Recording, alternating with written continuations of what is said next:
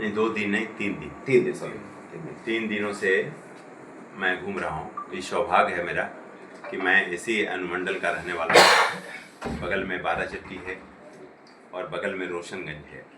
इस दोनों जगह पे मेरा मकान है और इन 3 दिनों में मुझे घूमने का सौभाग्य प्राप्त हुआ है।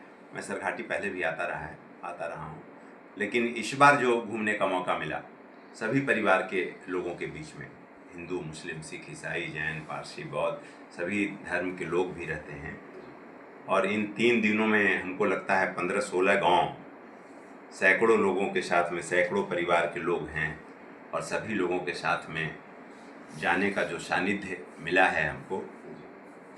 आदमी तो अपने मुखारबिन से ना जाने किन किन शब्दों का उच्चारण करता है, लेकिन मुझे लगता है कि मैं सौभाग्यशाली हूँ कि इस शेर घाटी के धरती पे आकर के अवतरण होने के बाद मुझे काम करने का मौका मिला है और मिलने का मौका मिला है सभी लोगों से।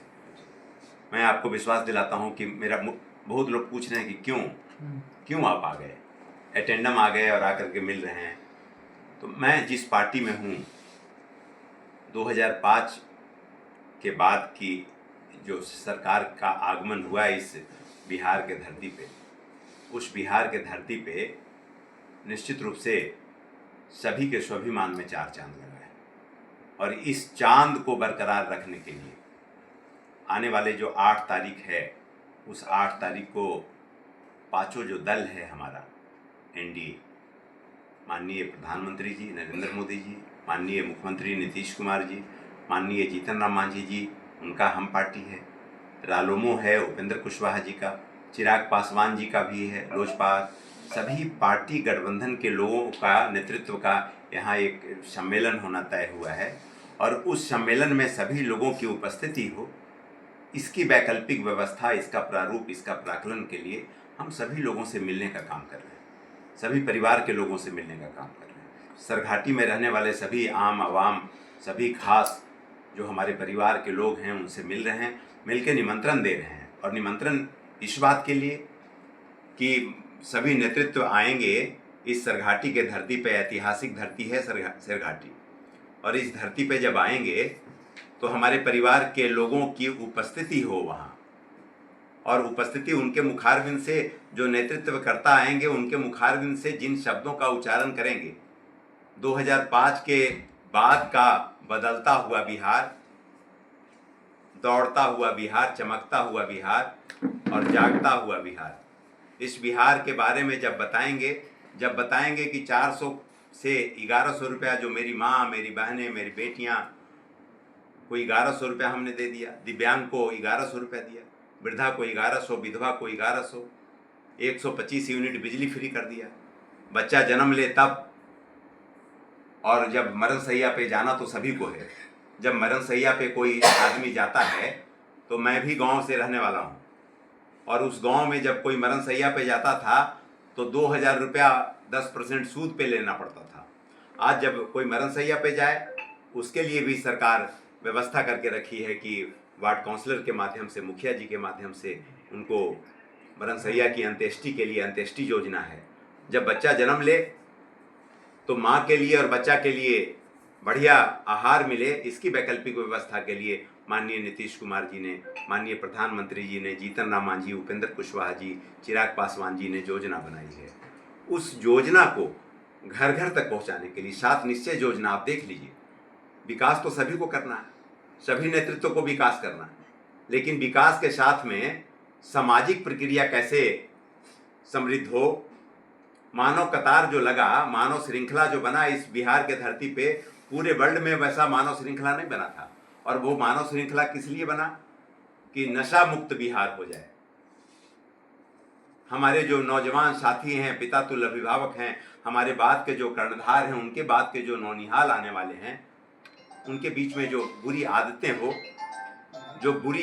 हो वो आदत नहीं आए, इससे कैसे छुटकारा मिले, इसके लिए उन्होंने स्वप्न देखा और उस स्वप्न को इस धरती पे अवतरण कराया और करोड़ों लोगों को कतारबद्ध तरीके से मानव श्रृंखला बना दिया और सभी लोगों से पूछ लिया कि नशा मुक्त बिहार होनी चाहिए। तो हम शेरघाटी में आए हैं। जी जी, शेरघाटी सर कुछ विकास के मामले पर अधूरा रह गया है। जैसे यहाँ मुग़ल सल्तनत का एक तालाब है सर, जो कि उस ज़माने से अभी तक विकास नहीं हुआ सर, उसमें कुछ कार्य नहीं हुआ। चारों कोर की तरफ से जिसका इसका मकान बना हुआ, वो मकान गिरना चालू हो गया है सर। नहीं, मैं आपको आश्वस्त करना चाहता हूँ जी कि मैं जिस पार्टी का जी और जिस बिहार का नेतृत्व करता हूँ, जिस पार्टी में हम अध्यक्ष के पद पे पिछले 20 वर्षों से काम कर रहे हैं, मुझे लगता है कि आपकी बात और इस सरघाटी का बात, अभी मैं आप लोगों से पूछ रहा था तो आप लोगों ने कहा कि एक ट्रैफिक का बहुत बड़ा समस्या है यहाँ पे समस्या, रेल आ जाता तो वो बढ़िया होता। यहाँ पे ट्रामा सेंटर का नाम लिखा हुआ है, ट्रामा सेंटर है नहीं, उसमें डॉक्टर्स नहीं रहते हैं। यहाँ पे मुग़ल साम्राज्य का एक बना हुआ है, तालाब बना हुआ है जो ऐतिहासिक है और उसकी स्थिति जीर्ण शीर्ण है।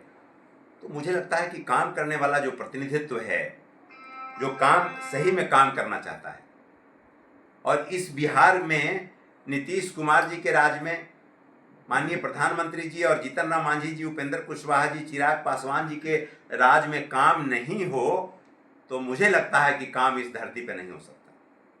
इसलिए जो यहाँ का प्रतिनिधित्व है वो आपकी बातों को माननीय सर्वोच्च तक नहीं पहुँचा सकी है। सर, चुनाव का मौसम है और जिस तरह के अभी आप घूम रहे हैं तो लगता है कि एक हवा ये भी है कि राजू बर्नवाल कहीं ना कहीं यहाँ से टिकट लेकर निश्चित रूप से।